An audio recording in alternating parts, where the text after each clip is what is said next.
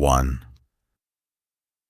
Girls are mean, even when they're friends, especially friends, always comparing, measuring, judging, what you have against what she has, what you can take to market and spend in the future, or what she has that you don't, but should, if life were fair, if it weren't out to get you. They were cruel to her at least, every flaw examined. She could see it between their blinks, eye rolls, and sighs, like one of those convex traffic mirrors meant to catch blind spots. Whenever they looked at her, it flipped on the radio in her head. They never said anything directly. They didn't have to. She was born with that station playing.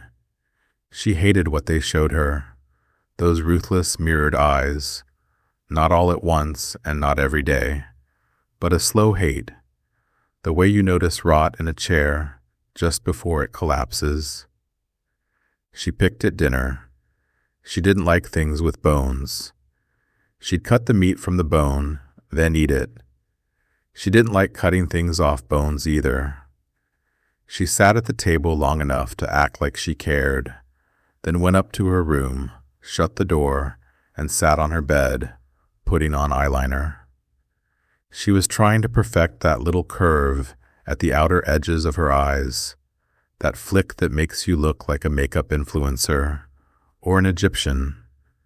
She used her grandmother's hand mirror, ornate silver, heavy, little deer, and doves embossed around the rim. Tarnished at the edges, it was all she had left from her. She had it propped against her phone.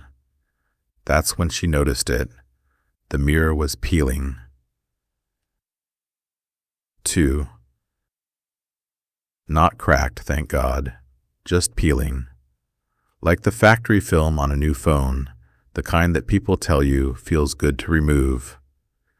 So she pinched the curled edge between her two pink nails, pulled. Underneath was a clearer layer, sharper, crisper.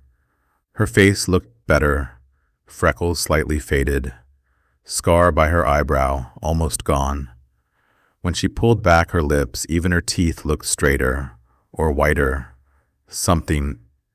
She blinked, leaned closer. She put the mirror down, carefully, as if its value had suddenly increased. That night she woke up in the dark. She peeled again, and again, until the mirror was smooth, no curled edges. Each time her reflection improved, the faint blonde fuzz on her cheeks, gone. The slope of her smile leveled, her brows aligned like they'd been threaded by a god. The next night she skipped dinner, went straight to her room and closed the door, sat on the bed, picked up the mirror. She started cataloging her faults. Bottom lip too thin, Cupid's bow not round enough, lips always chapped and cracked, nose pores too big, left iris with 3 black specks that look like the inverse of constellations, that soft wrinkle between her brows that lingered too long. If you guessed what a girl was made of, you might say, petals, soft sweat, lip gloss, bubblegum breath, dancing feet, tongues made of sugar, fish hooks in the heart, cotton legs, hand-me-down dreams, glitter placed just under the skin, like tattoos, hair ties left absently on impossibly thin wrists, laughter that hides a wince. But if you ask them, they'll answer, girls are only made of flaws. Over the next week, she peeled every single night. Each layer brought something, tighter skin, brighter eyes, longer lashes. The tiredness in her face disappeared, her posture lifted, even the soft unhappiness in her mouth smoothed out.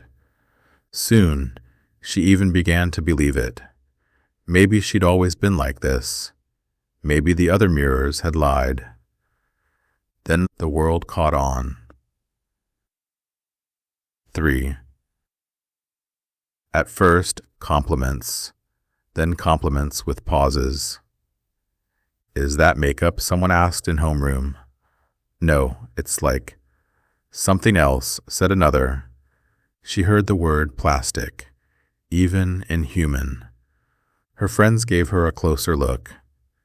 They leaned in at lunch, asked if she'd gone to a derm, if her mom was letting her get facials, what she was eating, if it was some kind of glow-up smoothie. One even asked if she was rubbing menstruation on her face. Then they flew into laughter like a murder of crows, frightened to the point of scattering across the sky. Their curiosity was barbed.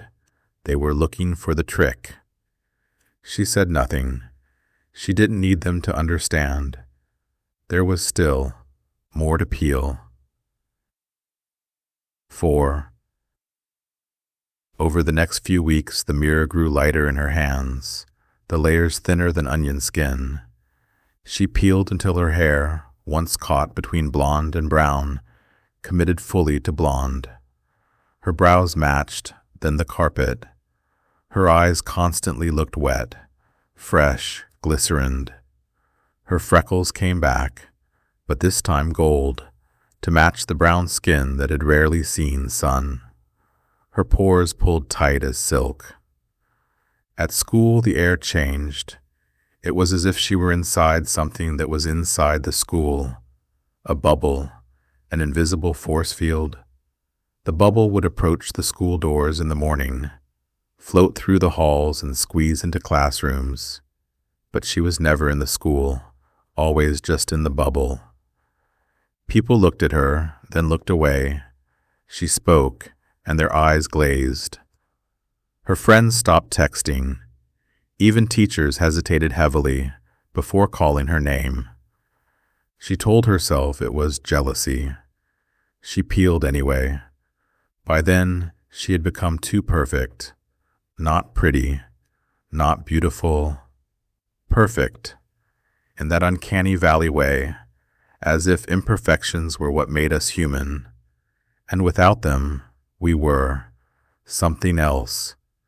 She was symmetrical to the decimal, lashes as long as pine needles, lips full as crinolines. They looked at her, if she were being honest, as if she were a monster. 5. Addiction is too soft a word. The mirror was barely there now, a whisper of glass, a sheet of light served up on a thin silver platter. She peeled, told herself it was the last time. It wasn't. She peeled again, but this time her reflection didn't sharpen. It blurred, again and again, until the final corner lifted, paper thin, and came away like a snowflake. Then there was nothing, no reflection, just her fingers on glass. She looked closely into the black surface for a long time. Then something moved behind it, like a vast black storm circling on itself, and deeper. It looked like her, but it had no eyes, no skin, no girl, only a shimmer, an outline, like the memory of someone who just left the room. She couldn't quite see it, but felt it, a black glistening shape, like rain on tar. It watched her from the other side of the glass. It smiled at her. She paused. She thought of all the eyes that had watched her all her life. And then she smiled back, because now she was perfect, flawless, finished, gone.